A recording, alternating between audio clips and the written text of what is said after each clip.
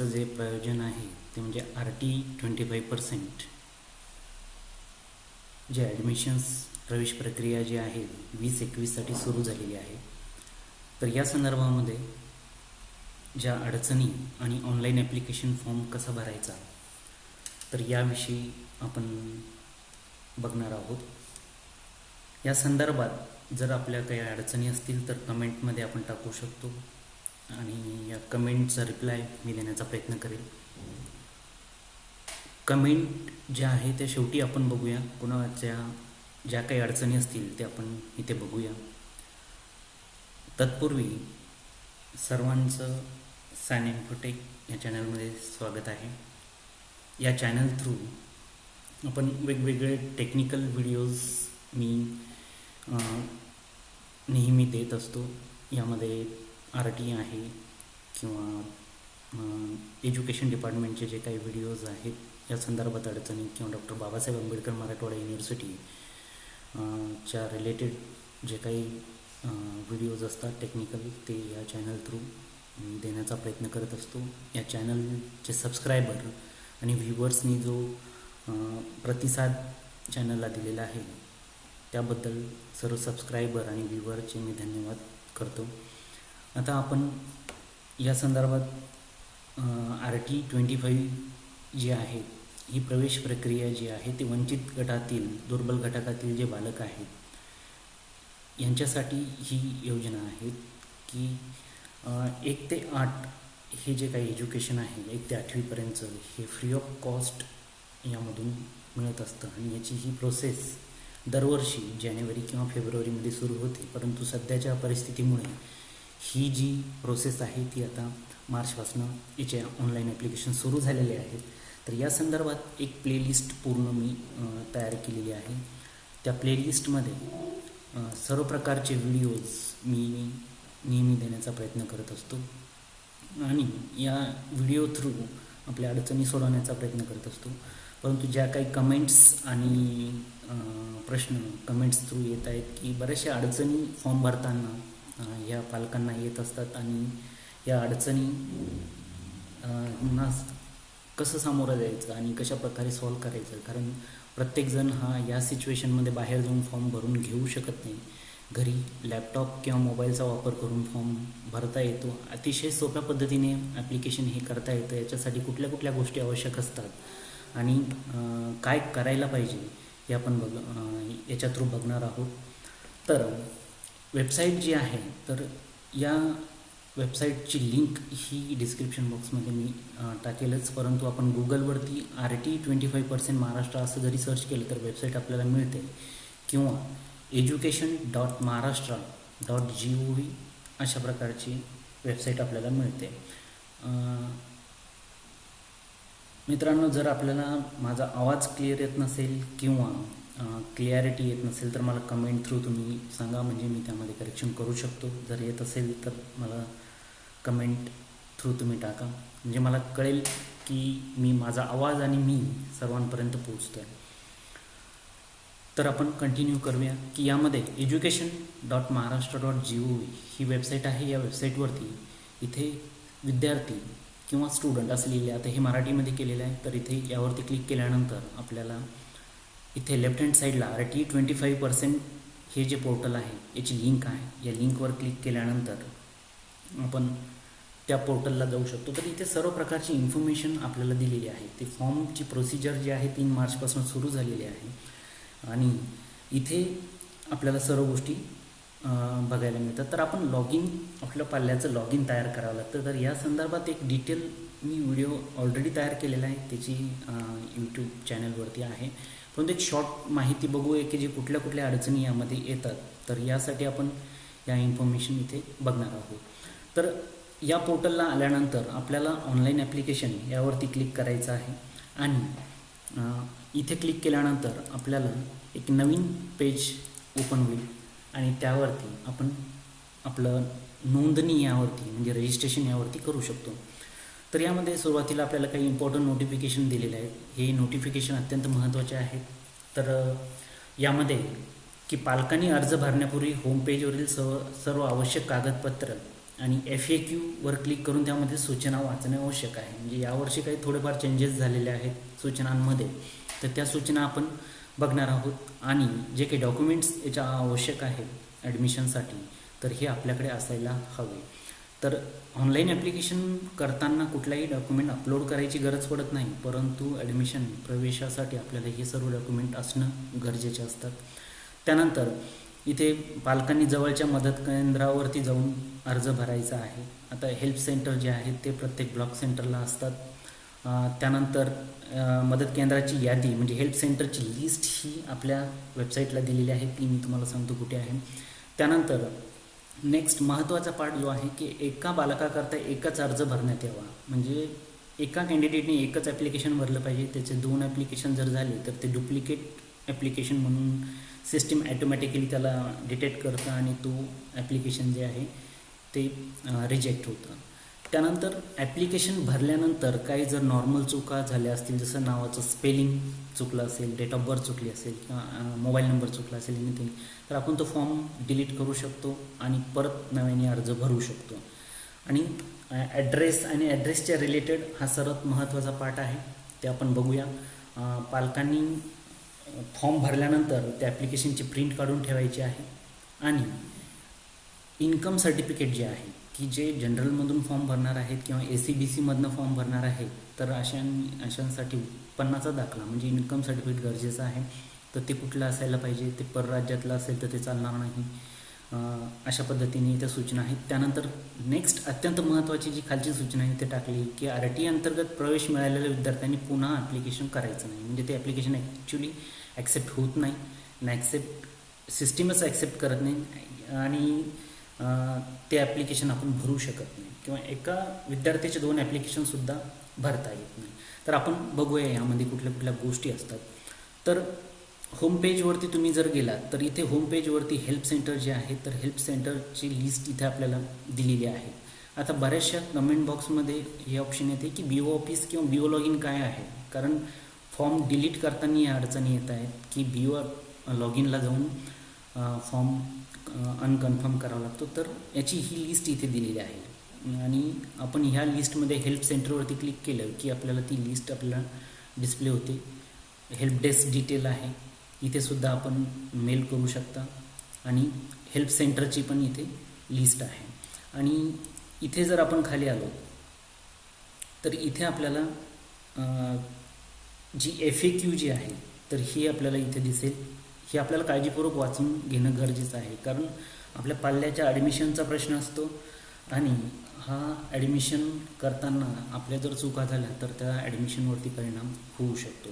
आता यामध्ये verification committee जी आहे आपली, जेव्हा तुमचा पाल्याचा नंबर लागेल तर ही व्हेरिफिकेशन कमिटी तुमचा फॉर्म, तुमचे डॉक्युमेंट्स हे व्हेरीफाय करत असते आणि आपल्याला जे काही आवश्यक डॉक्युमेंट्स आहेत ते इथे या लिंकवरती दिलेले आहे. तर हे डॉक्युमेंट्स आपल्याला सुरुवातीला ॲप्लिकेशन करण्याच्या अगोदर आपल्याकडे आहे की नाही हे बघायचं आहे. तर याच्या रिलेटेडसुद्धा मी डिटेल्स सांगितलेलं आहे, पण तरी आपण एक शॉर्टमध्ये बघूया की जिथे तुम्ही राहताय त्या रहिवासाचा पुरावा म्हणजे तुमचा रेसिडेन्स ॲड्रेस प्रूफ जो आहे त्यासाठी कुठल्या गोष्टी इथे चालतात ते इथे दिलेलं आहे की रेशन कार्ड आहे, ड्रायव्हिंग लायसन्स आहे. आता बऱ्याचशा लोकांकडे परमनंट हे ॲड्रेस प्रूफ नसतो, तर यासाठी जे आहेत की नोंदणीकृत भाडे करारनामा, जे भाड्याने किंवा रेंटने राहतात, तर नोंदणीकृत भाडे करारनामा हा पुरावा गृहीत धरला जातो. तर हा सगळ्यात महत्त्वाचा आणि मॅक्सिमम प्रॉब्लेम जे आहे तर ते इथे क्रिएट होतात जेव्हा कमिटी याचं व्हेरिफिकेशन करते. तर हे प्रॉपर डॉक्युमेंट्स आपल्याकडे असायला पाहिजे. त्यानंतर कास्ट सर्टिफिकेट, जे कॅटेगरीमधून येतात त्यांच्यासाठी कास्ट सर्टिफिकेट असायला पाहिजे. आता यामध्ये पाल्याचं कास्ट सर्टिफिकेटची गरज नाही असेल तर बेटर, पण यामध्ये वडिलाचं कास्ट सर्टिफिकेट असायला पाहिजे. त्यानंतर दिव्यांग जर असेल तर त्याचं 40% असलेलं सर्टिफिकेट असायला पाहिजे. नंतर कुटुंबाचा उत्पन्नाचा दाखला जो आहे तो, जसं मी आत्ता सांगितले की 2019-20 किंवा 2021 या वर्षाचा मार्च अखेरचं उत्पन्न आपल्याला दाखवावं लागतं आणि ते आपल्याकडे असायला हवं. त्यानंतर बर्थ सर्टिफिकेट गरजेचं आहे. हे अत्यंत महत्त्वाचा पार्ट आहे ॲडमिशनसाठी. बर्थ सर्टिफिकेटवरती डेट ऑफ बर्थ असते आणि नाव हे आपलं हे करेक्ट असायला पाहिजे जेव्हा आपण फॉर्म भरणार आहोत. बाकी जे आहेत घटस्फोटित, न्यायप्रविष्ट किंवा विधवा यांचे जे डॉक्युमेंट आहेत ते इथे दिलेले आहेत.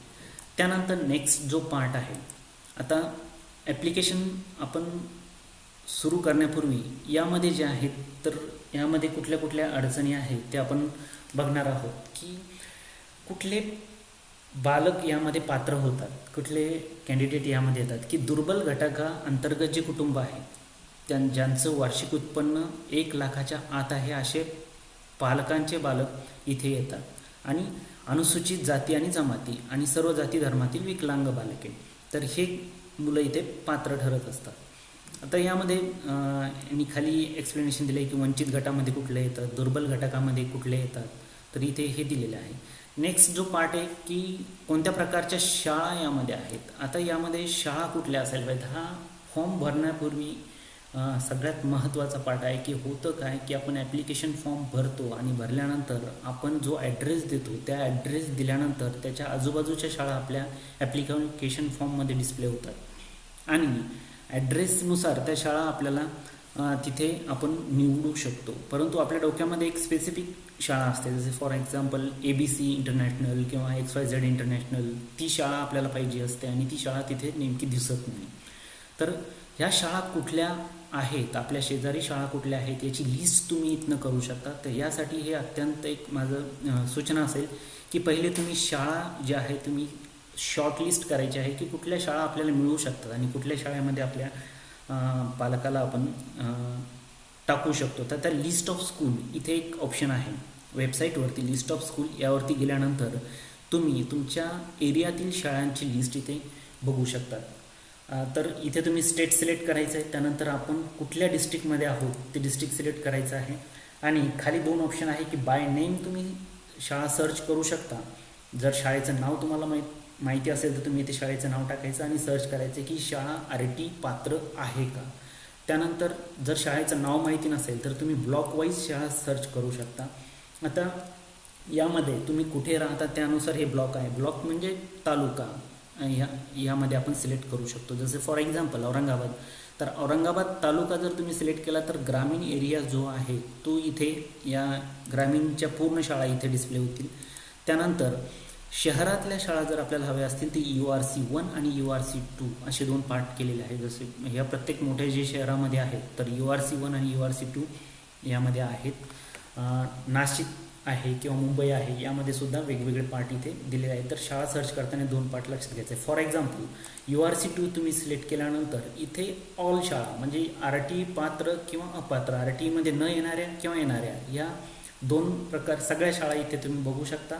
तर आपल्याला हव्या आहेत RT स्कूल, तर इथे सर्च केल्यानंतर स्कूलची लिस्ट आपल्याला खाली डिस्प्ले होते आणि जी आपल्याला हव्या असलेल्या शाळा किंवा आपल्या शेजारी असलेल्या शाळा जिथे आपल्या पाल्याचा नंबर आपल्याला लागला पाहिजे असं वाटतं तर त्या शाळा तुम्ही इथे बघू शकता आणि त्या शाळेवरती क्लिक केल्यानंतर शाळेची डिटेल तुम्हाला इथे उजव्या साईडला इथे बघायला मिळेल. हे सगळ्यात महत्त्वाचा पार्ट आहे. आता यामध्ये शाळेची पूर्ण डिटेल आपल्याला मिळते आणि यामध्ये सर्वात महत्त्वाचा पार्ट आहे की स्टँडर्ड ही शाळा कितवीपर्यंत आहे. 1 ते 8 इथे शाळेचं दिलं आहे. काही शाळा 1 ते 5 आहे, काही 1 ते 4 आहे. त्या कॅपॅसिटीनुसार इथे त्यांच्या जे शाळेचे जे वर्ग आहेत त्यानुसार इथे ही शाळा दिलेली आहे. तर RTचा जो लाभ आहे तो 8वीपर्यंत मिळत असतो. आता एकदा तुमच्या पाल्याचा प्रवेश झाल्यानंतर नंबर लागल्यानंतर तो फर्स्ट स्टँडर्ड ते 8वीपर्यंत त्याला तो लाभ भेटतो. परंतु ती शाळा जर 1 ते 5 असेल तर 5वीपर्यंतच आपल्याला लाभ मिळू शकतो. हा एक अडचण इथे येते की ॲडमिशन नंबर लागतो जेव्हा आपण शाळा निवडलेल्या असतात त्याच्यानुसारच नंबर लागतो आणि मग आपली शाळा जर चुकलेली असेल, तिथे वर्ग कमी असतील किंवा ती शाळा पाहिजे तशी नसेल तर ही अडचण इथे पहिला एंट्री लेवल त्या शाळेचा काय आहे हा बघणं गरजेचं आहे. एंट्री लेवल फर्स्ट म्हणजे पहिलीपासून तुम्हाला प्रवेश भेटेल तर ही इथं डिटेल आपल्याला भेटेल. त्यानंतर सगळ्यात महत्त्वाचा पार्ट की चेक ॲड्रेस लोकेशन, की ही शाळा एक्झॅक्टली कुठे आहे. तर इथे क्लिक केल्यानंतर या शाळेचं लोकेशन आपल्याला गुगल मॅप थ्रू आपल्याला बघायला मिळेल की ही शाळा कुठल्या एरियामध्ये आहे. तुम्ही बघू शकता की आपल्या एरियात आहे, डिस्टन्स किती आहे. हा पार्ट महत्त्वाचा आहे कारण नंबर या सिस्टीममध्ये नंबर लागण्यासाठी शाळेचं डिस्टन्स हे अत्यंत महत्त्वाचा पार्ट आहे. म्हणून शाळा शॉर्टलिस्ट करणं, शाळेचं डिस्टन्स बघणं, शाळेचे वर्ग बघणं, शाळेचं मीडियम बघणं हे गरजेचं पार्ट आहे. पहिले फॉर्म भरण्यापूर्वी शाळा शॉर्टलिस्ट तुम्ही इथनं करू शकता. त्यानंतर नेक्स्ट जो पार्ट आहे, आपण लॉग इन कसं करायचं. आता या स्टेप बाय स्टेप आपण पुढे जाऊया की यामध्ये आता अर्ज केव्हा करता येतात किंवा अर्ज सुरू झालेले आहेत, ॲप्लिकेशन सुरू झालेले आहेत.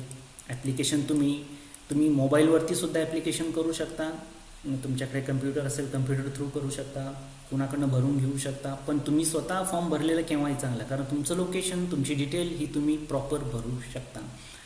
आणि ही डिटेल भरण्यासाठी जे काही ॲप्लिकेशन फॉर्मची जी मेथड आहे याच्या म्हणजे कुठल्या प्रकारचा ॲप वगैरे नाही. सुरुवातीला ॲप दिलं होतं परंतु ॲप नाही. आता तुम्ही मोबाईलमध्ये क्रोम ब्राउझर ओपन करायचं किंवा मोझिला ब्राउझर ओपन करायचं आणि त्याला फक्त सेटिंगमध्ये जाऊन जे 3 डॉट ब्राउझरच्या राईट हँड साईडला इकडे दिसतात इथे फक्त त्याला डेस्कटॉप व्हर्जन करा. तुम्ही मोबाईलवरनं सुद्धा फॉर्म भरू शकता. त्यानंतर आता यामध्ये नेहमी विचारला जाणारा जो क्वेश्चन आहे की याच्यामध्ये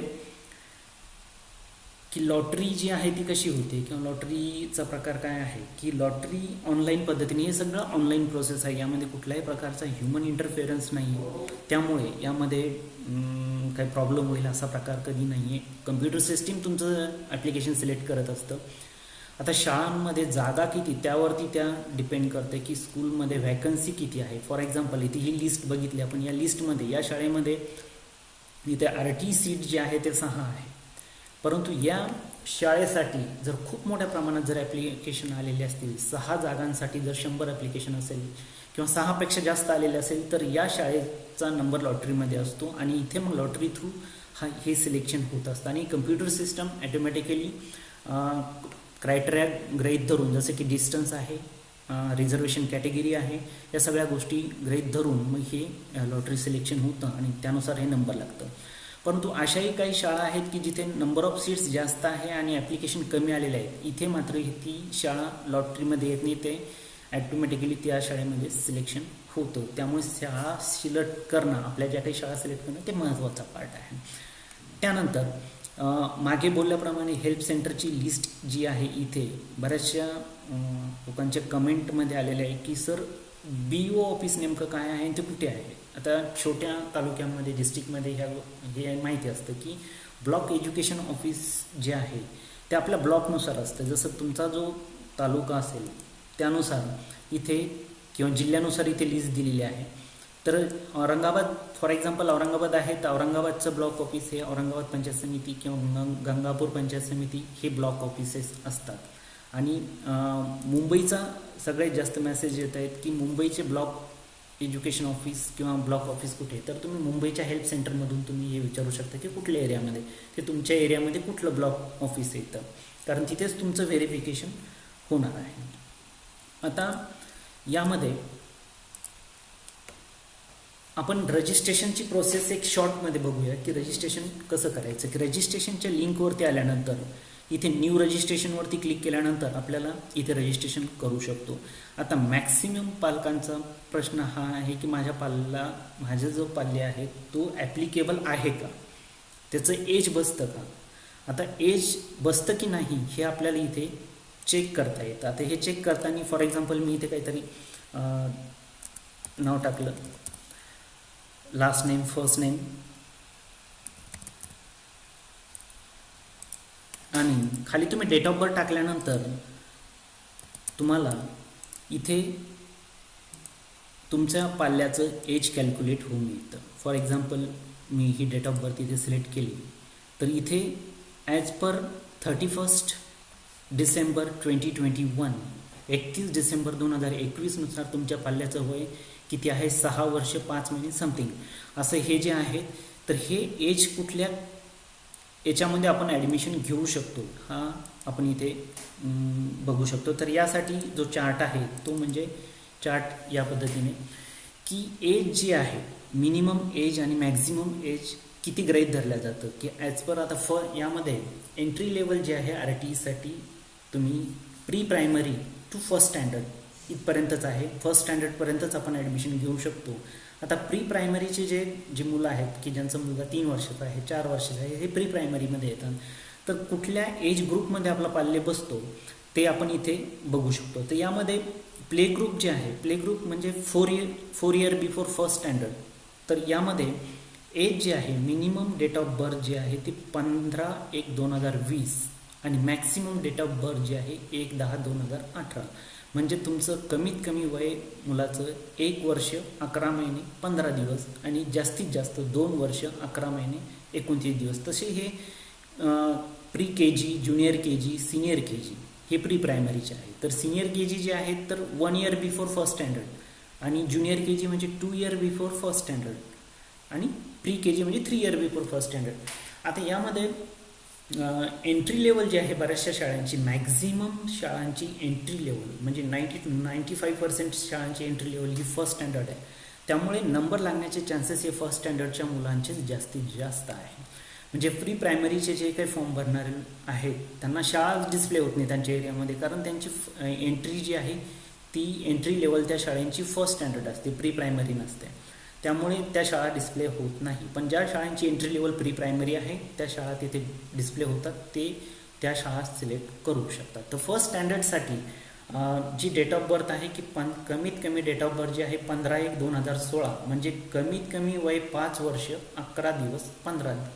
11 महिने 15 दिवस आणि जास्तीत जास्त 7 वर्ष 2 महिने 29 दिवस म्हणजे 1/10/2014 ही मॅक्सिमम डेट. याच्या अगोदरची जर असेल तर घेणार नाही, सिस्टीमच ॲक्सेप्ट करत नाही आणि कमी पण असेल तरी ॲक्सेप्ट होणार नाही. तर हा एज क्रायटेरिया सगळ्यात महत्त्वाचा पार्ट आहे. आता हा समजून घेणं गरजेचं आहे. तुम्ही एज कॅल्क्युलेट करा आणि ते बसतं की नाही तिथे आपण इथे बघू शकतो. आता हे सर इथे भरल्यानंतर तुम्ही डिस्ट्रिक्ट सिलेक्ट करा. आता इथे सर्व डिस्ट्रिक्ट दिले आहेत, पूर्ण डिस्ट्रिक्ट दिलेले आहे की कुठल्या डिस्ट्रिक्टमध्ये तुम्ही आहात ते डिस्ट्रिक्ट सिलेक्ट करायचं. इथं कॅप्चा कोड टाकायचा, मोबाईल नंबर प्रॉपर टाकायचा. मोबाईल नंबर अत्यंत महत्त्वाचा आहे, कारण तुमच्या पाल्याचा नंबर लागला की नाही लागला सर्व प्रकारचं कम्युनिकेशन तुमच्या मोबाईल मेसेजिंगवरती होत असतं. आणि पुढे येणारे जे काही ॲडमिशन कार्ड आहे किंवा इतर गोष्टी ज्या आहे लॉग इनच्या रिलेटेड, तुम्ही पासवर्ड विसरला तर मोबाईल नंबर अत्यंत महत्त्वाचा पार्ट आहे. आणि पुढे आपल्याला ईमेल आय डी टाकायचा आणि रजिस्टर करायचा. रजिस्टर केल्यानंतर आपल्याला एक रजिस्ट्रेशन नंबर इथे मिळतो आणि एक टेम्पररी पासवर्ड आपल्याला मिळतो आणि तो पासवर्ड टाकून आपण लॉग इन करू शकतो. आता यामध्ये मी एक लॉग इन ऑलरेडी तयार केलं आहे की वेळ कमी असल्यामुळे आपण फक्त लॉग इन करूया फास्ट आणि या लॉग इनमध्ये काय काय ते बघूया. तसा डिटेल मी जे काही तुमचं याच्या रजिस्ट्रेशनच्या रिलेटेड मी एक व्हिडिओमध्ये मी पूर्ण डिटेल सांगितलेलं आहे, परत सांगायची गरज नाही आहे. तर ते आपण लॉग इन करूया. आता यामध्ये तुम्हाला पासवर्ड, टेम्पररी पासवर्ड हा बदलावा लागतो. त्यामध्ये नवीन पासवर्ड तुम्हाला टाकायचा आहे. पासवर्ड असा टाका जो लक्षात राहील आणि विसरणार नाही. आता यामध्ये लॉग इन केल्यानंतर आपलं तुमच्या जे काही क्वेश्चन्स असतील कृपया कमेंटमध्ये टाका. कमेंट मी शेवटी आपण बघूया की कुठल्या अडचणी आहेत. आता तुम्ही जेव्हा लॉग इन करता तर लॉग इन केल्यानंतर या पद्धतीचं फॉर्म तुम्हाला डिस्प्ले होणार आहे. यामध्ये मी काय चुका होऊ शकतात, कुठल्या काळजी घ्यायला पाहिजे ह्या गोष्टी मी सांगणार आहे. आता यामध्ये सर्वात पहिला पार्ट की स्टुडंट डिटेल ही रजिस्ट्रेशन करतानाच आपल्याला टाकावी लागते, तेव्हाच ती प्रॉपर टाकायची. म्हणजे आपलं जे काही लास्ट नेम सरनेम आहे, फर्स्ट नेम आहे, मिडल नेम आहे, हे तुम्हाला तुमच्या शालेय रेकॉर्डवरती कशा पद्धतीचं नाव असायला पाहिजे आणि सोबत तुमच्याकडे जे काही प्रूफ्स आहेत त्यावरती नाव आणि स्पेलिंग हे करेक्ट असायला पाहिजे. जसे की बर्थ सर्टिफिकेट किंवा आधार यावरती सुद्धा नाव हे प्रॉपर असायला पाहिजे. कारण जे काही एंट्रीज विद्यार्थ्याची होणार आहे, तुमच्या पाल्याची होणार आहे, हे ऑनलाईन रेकॉर्ड असणार आहे. हे आधारसोबत कनेक्ट होणार आहे. ही माहिती सगळी कनेक्ट व्हायला हवी, प्रॉपर असायला पाहिजे. तर यामध्ये तुम्ही पूर्ण डिटेल काय काय भरायचं आहे की विद्यार्थ्याचं last name, first name, middle name. आता एक अडचण येते की इथं मराठीमध्ये येत नाही आहे, म्हणजे हे टाकल्यानंतर ॲटोमॅटिक येतं पण हे सिस्टीमच्या अडचणी आहेत. ब्राउझर सपोर्ट करत नाही. ते मोझिलामध्ये ट्राय करा, त्यातही बऱ्याच वेळा अडचण येत नाही. तुम्ही इंग्लिशमध्ये लिहिलं तरी चालेल, काही प्रॉब्लेम नाही आहे. पण जर तुम्ही मोबाईलवरनं फॉर्म भरत असाल तर तुम्ही मोबाईलमध्ये जे मराठी वापरता त्यांनी तुम्ही लिहू शकता किंवा सिस्टीमवरती गुगल इनपुटसारख्या टूल वापरून तुम्ही हे मराठीमध्ये प्रॉपर नावं लिहू शकता. तर आईचं नाव टाकायचं आहे पूर्ण, त्यानंतर वडिलाचं नाव टाकायचं आहे, विथ करेक्ट स्पेलिंग टाकायचं आहे. त्यानंतर चाइल्ड डेट ऑफ बर्थ आपली रजिस्ट्रेशनच्या वेळेस आलेली आहे, चाइल्ड जेंडर इथं आलेलं आहे आणि एज कॅल्क्युलेट होऊन इथं आलेलं आहे. त्यानंतर इथं पॅरेंट स्टेटस जे आहे, तर पॅरेंट स्टेटसमध्ये जनरल जे common widow, DOC, orphan, single parent जे काय असेल ते इथे आपल्याला द्यायचं आहे.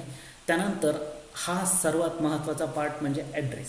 आता ॲड्रेस टाकताना प्रॉपर ॲड्रेस असायला पाहिजे. तुमच्या जो काही ॲड्रेस प्रूफ तुम्ही देणार आहात ॲडमिशनच्या वेळेस त्यावरती जो ॲड्रेस आहे तोच ॲड्रेस इथे असायला पाहिजे. जसं की भाडेकरारनामा असेल त्यावरती ॲड्रेस काय आहे, किंवा आधार असेल त्यावरती ॲड्रेस काय आहे. कारण व्हेरिफिकेशन करताना कमिटी हे बघते की तुम्ही ॲड्रेस प्रूफ कुठला देत आहे.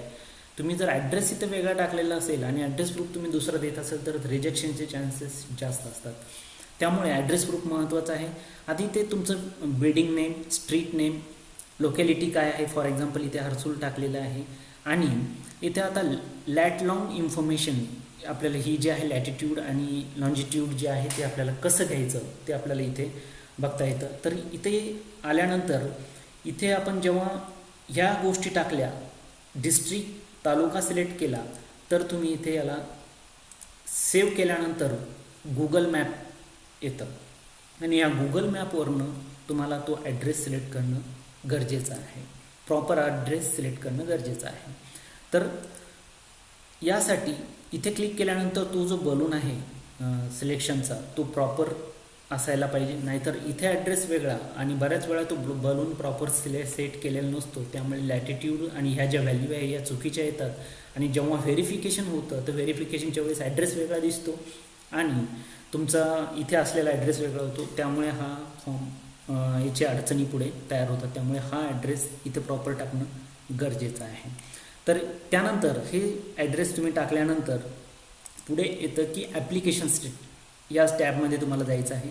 आता यामध्ये तुम्ही इथे कुठल्या स्टँडर्डला, आता इथे जसं एज तुमचं पाल्याचं असेल त्यानुसार इथे स्टँडर्ड येतात. म्हणजे कमी जर असेल तर फर्स्ट स्टँडर्ड दिसणारच नाही तुम्हाला. म्हणजे प्री प्रायमरीचे दिसतील, ज्युनियर KG, सिनियर KG. आणि एज बसत असेल तर तुम्हाला ते इथे फर्स्ट स्टँडर्ड दिसेल. त्यानंतर तुम्हाला मीडियम सिलेक्ट करायचं आहे. तुम्ही एकापेक्षा जास्त मीडियम घेऊ शकता. जसं की इंग्लिश मीडियमचे स्कूल पाहिजे असतील किंवा मराठी मीडियम, हिंदी मीडियम, तर त्या इथे तुम्ही सिलेक्ट करू शकता. त्यानंतर रिलिजन घ्यायचे, कास्ट कॅटेगरी प्रॉपर घ्यायची आहे. आणि हे टाकल्यानंतर त्यानुसार तुम्ही जी कास्ट इथे घेताल त्यानुसार इथे तुम्हाला तुमच्याकडे ते सर्टिफिकेट आहे की नाही इथे तुम्हाला ते द्यावं लागतील. ते प्रूफ इथे तुम्हाला जोडावं लागतील. इथे येस सांगावं लागेल. आता जनरल कॅटेगरी जर असेल, तुम्ही जनरलमधून जर फॉर्म भरणार असाल तर त्यासाठी इन्कमची क्रायटेरिया आहे की ॲन्युअल इन्कम जे आहे फॅमिली इन्कम ते बिलो 1 लाख असायला पाहिजे. ते इथे टाकायचं आहे. त्यानंतर यावर्षी जो चेंज झालेला आहे तो म्हणजे ACBCसाठी, ते ACBCसाठी सुद्धा इन्कमचा क्रायटेरिया आहे. त्यांच्यासाठी सुद्धा इन्कम लागणार आहे. ते सुद्धा आपल्याला इथे इन्कम जे काही टाकणार आहे ते इथे आपण टाकू शकतो. तर यामध्ये ज्या अडचणी माझ्या म्हणजे लक्षात आलेलं आहे की इन्कम अमाऊंट जी टाकलेली आहे ती इथे टाकलेली वेगळी असते आणि सर्टिफिकेटवर वेगळी असते. तर हा पण प्रॉब्लेम होऊ शकतो. त्यामुळे तुम्ही जे काही सर्टिफिकेट तुमच्याकडे आहे त्या सर्टिफिकेटवर तुमचं जे काही उत्पन्नाचं इन्कम रेंज टाकलेली तीच आपण इथे टाकायला हवी. ही एवढी काळजी इथे घेणं गरजेचे आहे. त्यानंतर हे टाकल्यानंतर सेव्ह करून पुढे गेल्यानंतर नेक्स्ट पार्ट येतो की स्कूल सिलेक्शन. हा महत्त्वाचा पार्ट आहे. तर यामध्ये वेबसाईट पण स्लो होण्याचे चान्सेस असतात कारण सगळेच जण त्या एकाच वेळी त्या वेबसाईटला फॉर्म भरल्यामुळे वेबसाईट स्लो होते. आता तोपर्यंत आपण जे FAQमध्ये काही गोष्टी ज्या आहेत त्या आपण बघूया. तर यामध्ये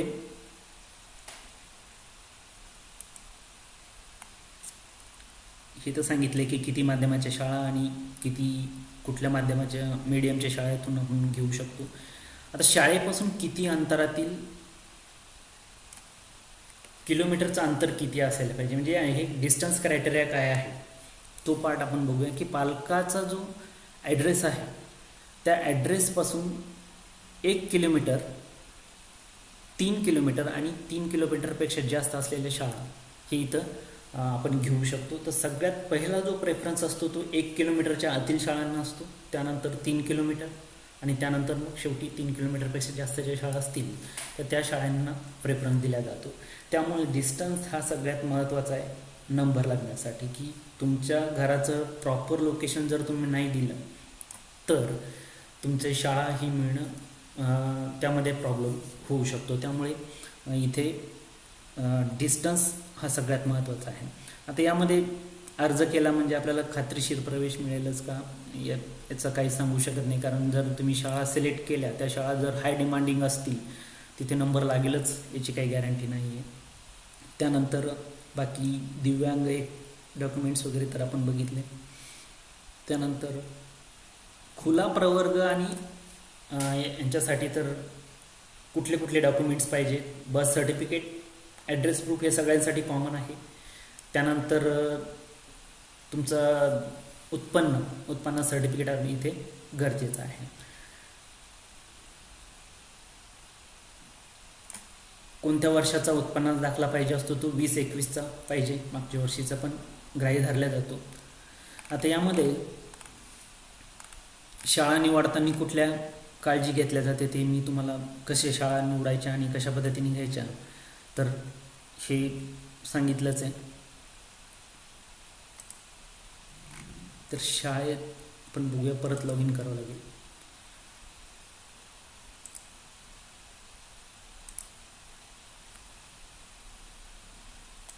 ॲप्लिकेशन फॉर्म भरताना जास्त वेळ गेल्यास ते रिसेट होऊन परत आपल्याला लॉग इन करावं लागतं.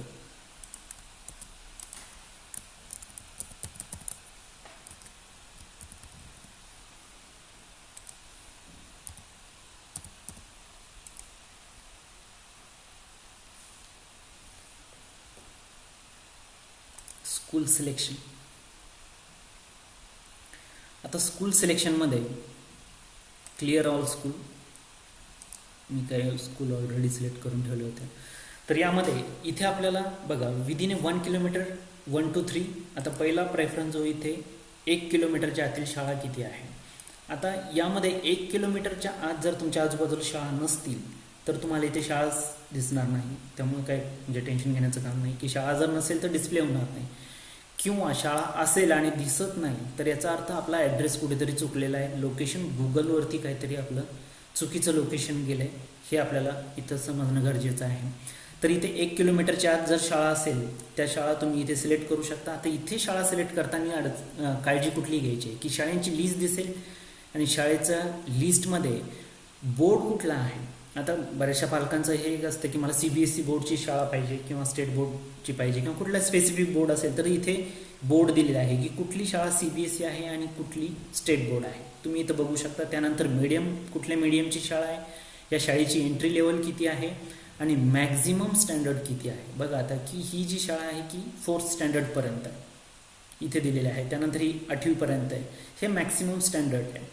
आणि त्यानंतर इथे यांची वॅकन्सी किती, वॅकन्सीसुद्धा मॅटर करते की त्यांची इनटेक कॅपॅसिटी किती आहे. आता SBA public school for example ही जी आहे तर 69 याची इनटेक आहे, त्यामुळे इथे वॅकन्सी जास्त आहे.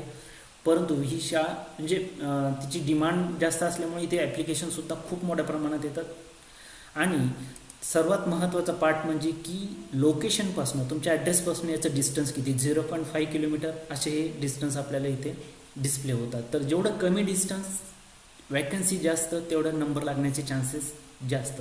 त्यामुळे अशा शाळा सिलेक्ट करायच्या की जिथे डिस्टन्स ही कमी असायला पाहिजे, वॅकन्सीसुद्धा प्रॉपर पाहिजे आणि ती शाळासुद्धा तुम्ही तिथे बघायला पाहिजे. मी सांगितले की शाळा ऑलरेडी तुम्ही शॉर्टलिस्ट करून ठेवा आणि नंतर मग तुम्ही ह्या शाळा इथनं सिलेक्ट करायच्या. आता 1 किलोमीटरमधील जर मला 3 शाळा जर आवडल्या असतील आणि मला तिथेच प्रॉपर वाटत असेल तर मी हे 3 शाळा सिलेक्ट करायच्या, सेव्ह करायच्या. आता ह्या सेव्ह केल्यानंतर नेक्स्ट 1 ते 3 किलोमीटर जर एखादी शाळा तुमच्या याच्यातली जर असेल तर तुम्ही 1 ते 3 किलोमीटरमधील शाळा सिलेक्ट करू शकता. इथे क्लिक केल्यानंतर बघा ऑलरेडी 3 केल्या, म्हणजे मॅक्सिमम 10 शाळा तुम्हाला सिलेक्ट करायच्या आहे. त्या 3 नंतर बाकीच्या शाळा तुम्ही इथे सिलेक्ट करू शकता. आता या 1 ते 3 किलोमीटरमध्ये सुद्धा तुम्ही बघा की डिस्टन्स जवळचं कुठलं आहे आणि त्यामध्ये त्यापैकी चांगली शाळा तुम्हाला जी आवडीची शाळा जी असेल ती कुठली आहे, तर त्यानुसार तुम्ही इथे शाळा सिलेक्ट करायच्या आहे. आणि ही शाळा आता इथे 2 सिलेक्ट केल्या नंतर मग इथे खाली येऊन याला सेव्ह करा. सेव्ह केल्यानंतर पहिल्या 3 आणि ह्या 2 अशा 5 स्कूल तुम्ही सिलेक्ट करू शकता. सिलेक्ट झालेले आहेत, रिमेनिंग 5 आहेत. नेक्स्ट जे ग्रेटर दॅन 3 किलोमीटर जे आहेत, तर यामध्ये बघा डिस्टन्स हे जास्त येणार आहे आणि त्यानुसार जर तुम्हाला पाहिजेच असेल एखाद 2 शाळा तुम्हाला जर टाकायच्याच असतील किंवा ज्या तुमच्या पसंतीपैकी शाळा ही 1 ते 3 म्हणजे 3 किलोमीटरपेक्षा जास्त येत असेल तर तुम्हाला इथे ब्लॉक सिलेक्ट करायचा. जसं तुम्ही औरंगाबादला जर राहत असाल तर औरंगाबाद सिलेक्ट करा. त्यानंतर ह्या पूर्ण शाळा त्या औरंगाबाद ग्रामीण एरियामधील येतात. ही शाळा सिलेक्ट केल्यानंतर जसं की फॉर एक्झाम्पल ही एक आहे, तर याला तुम्ही ती शाळा सिलेक्ट केल्यानंतर त्या शाळेची इनटेक कॅपॅसिटी ती किती किलोमीटरवरती आहे ती इथे डिस्प्ले होते. दुसरी जी आहे फॉर एक्झाम्पल साठे स्कूल, तर त्याचंसुद्धा इथे आणि ती किती किलोमीटरवरती 8 किलोमीटरवरती आहे आणि इनटेक. तर या पद्धतीने तुम्ही इथे ही सिलेक्ट केली सेव्ह. तर अशा पद्धतीने तुम्ही टोटल शाळा किती सिलेक्ट केल्या ते इथे तुम्हाला डिस्प्ले होणार आहे. आता हे सर्व झाल्यानंतर तुम्हाला जर वाटलं की नाही मला परत शाळा स्कूल दुसऱ्या सिलेक्ट करायच्या, तर तुम्ही क्लिअर ऑल स्कूल सिलेक्शन करून तुम्ही परत सिलेक्ट करू शकता, परंतु फॉर्म सबमिट करण्याच्या अगोदर. आता आपण फॉर्म सबमिशनवरती आल्यानंतर आपल्याला फॉर्मच्या डिटेल्स दिसतील. आपल्या डिटेल प्रॉपर आहेत की नाही या पूर्ण चेक करून घ्यायच्या. बघा तुम्ही सबमिट करण्यापूर्वीच आपली पूर्ण डिटेल हे बघणं गरजेचं आहे. आता मॅक्सिमम अडचणी ह्या येतात की फॉर्म भरून झालेला असतो आणि नंतर मग त्यामध्ये चुकलेलं आहे, हे चुकलं, कास्ट चुकली किंवा नावात चुकलं आहे, ॲड्रेस चुकला, बलून सिलेक्ट केला नाही किंवा गुगल मॅप प्रॉपर दिलं नाही, ह्या अडचणी येतात. किंवा मला ही शाळा नको होती, ही दुसरी शाळा सिलेक्ट करायची आहे, तर ह्या अडचणी येतात. तर तुम्ही जोपर्यंत सबमिट करत नाही इथे तुम्ही टिक करून सबमिट करत नाही, कन्फर्म करत नाही, तोपर्यंत तुम्ही हा फॉर्म डिलीट करू शकता. तर इथे डिलीट करताना इथे तुम्ही गेलं तिथे की या फॉर्ममध्ये बालकाचं नाव, जन्मतारीख, जिल्हा, फोन नंबर चुकल्यास यावरती क्लिक करून तुम्ही डिलीट करू शकता आणि परत फॉर्म भरू शकता. तर यामध्ये रजिस्ट्रेशन करताना जर चुकलं तर तुम्ही इथने डिलीट करू शकता. आता यामध्ये दुसरं एक ऑप्शन असं आहे की फॉर्म सबमिट केल्यानंतर सुद्धा तुम्ही याला डिलीट करता येतो, परंतु याला तुम्हाला थोडासा ताण वाढणार आहे. ताण कसा वाढणार आहे की फॉर्म कन्फर्म केला, सबमिट केला, नंतर वाटलं की चुकीचं आहे, तर तुम्हाला BO ऑफिसला जाऊन, आता एक ब्लॉक एज्युकेशन ऑफिस इथे जाऊन तुमच्या एरियाचं कुठेही म्हणजे ते होणार नाही. तुमच्या एरिया ज्या ब्लॉक एज्युकेशन ऑफिसच्या अंतर्गत येतो तिथे जाऊन त्यांना रिक्वेस्ट करून ॲप्लिकेशन देऊन ते फॉर्म अनकन्फर्म करावा लागतो आणि तो अनकन्फर्म झाल्यानंतर मग परत तुम्ही डिलीट करून त्याला परत नव्याने फॉर्म भरू शकता. तर हा यामध्ये एक मेन पॉईंट आहे. आता हे सर्व सिलेक्ट केल्यानंतर फॉर्म सबमिट करताना इथे रेडमध्ये तुम्हाला एक सूचना परत सांगितलेली आहे की तुमचं गुगल लोकेशन चेक करा. जर गुगल लोकेशन प्रॉपर नसेल तर तुम्हाला परत अडचण येईल. म्हणून गुगल लोकेशन बरोबर आहे का हे बघून घ्यायचं आणि नंतर कन्फर्म आणि सबमिट करायचं. हे सबमिट केल्यानंतर या फॉर्मची प्रिंट तुमच्याकडे असायला पाहिजे, ही गरजेची आहे. आणि हे सबमिट झाल्यानंतर तुमच्या फॉर्मची प्रोसेस पूर्ण होते. त्यानंतरच्या पार्टमध्ये जेव्हा केव्हा तुमचा लॉटरी होते, नंबर लागेल, तेव्हा ॲडमिट कार्ड तुम्ही इथनं डाउनलोड करून घेऊ शकता आणि ते ॲडमिट कार्ड तुम्हाला ॲडमिशनसाठी गरजेचं असतं. आता यामध्ये नंबर बऱ्याचशा पालकांचं काय होतं की शाळा ह्या सिलेक्ट केलेल्या असतात की इथे नावानुसार ते शाळा सिलेक्ट करून देतात. 10 शाळा सिलेक्ट करता येतात म्हणून 10 सिलेक्ट करून देतात. यामध्ये होतं काय की हाय डिमांडिंग स्कूलमध्ये नंबर नाही लागला तर लो डिमांडिंग स्कूल ज्या आहेत त्यामध्ये नंबर लागून जातो आणि नंबर लागला की नंतर जेव्हा तुम्ही ॲडमिशन घेण्यासाठी किंवा त्या स्कूल बघायला जातं तर त्या स्कूल तुम्हाला ती आवडत नाही, कारण तुमच्या डोक्यामध्ये वेगळी स्कूल असते किंवा मग ती शाळा जर आवडत नाही, नंबर तर लागला असतो, तो चान्स तुमचा जाण्याचा चान्सेस असतो. त्यामुळे शाळा सिलेक्ट करताना सुरुवातीलाच शाळा कशी आहे, नंतर वॅकन्सी किती आहे, डिस्टन्स किती आहे, तो पार्ट इथे अत्यंत महत्त्वाचा आहे. तर अशा पद्धतीने आपण हा ॲप्लिकेशन फॉर्म इथे भरू शकतो. तर यामध्ये जवळजवळ मी सर्व पॉईंट क्लिअर केलेले आहेत.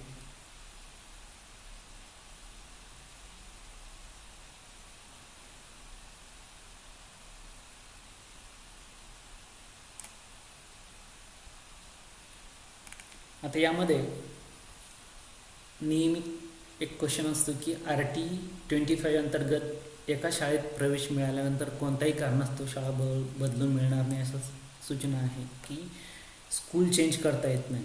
म्हणजे तुम्ही जर RTमध्ये प्रवेश घेतला आहे आणि मला परत याच RTमध्ये मला दुसरी शाळा बदलून घ्यायची तर ही शाळा बदलून भेटत नाही. आता यामध्ये नवीन यावर्षीची सूचना टाकलेली आहे की RT 25% ऑनलाईन प्रवेशाकरता लागणारे जे डॉक्युमेंट्स आहेत ते तुमच्या ॲप्लिकेशन भरण्याच्या अंतिम तारखेपर्यंतच्या आतले असायला पाहिजे.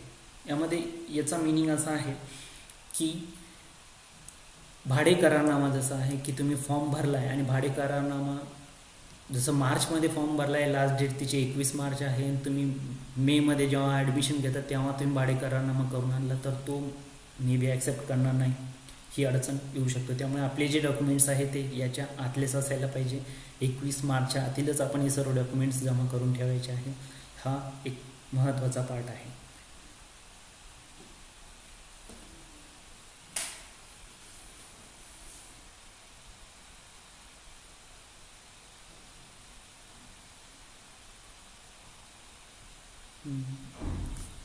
यामध्ये EWS कॅटेगरी जी आहे ते ऑप्शन येत नाही. तर याचे न्यूजपेपरमध्ये सुद्धा न्यूज आली की EWS जे आहे तर त्याचं काहीतरी ऑप्शन येईल, आल्यानंतर हे आपल्याला कळेल. आता यामध्ये डेट ऑफ बर्थ दिली की नंबर लागेल की नाही, की मी जसं सांगितलं की तुम्ही डेट ऑफ बर्थ चेक करून कुठल्या कॅटेगरीत बसतो त्यानुसार तुम्ही इथे बघू शकता.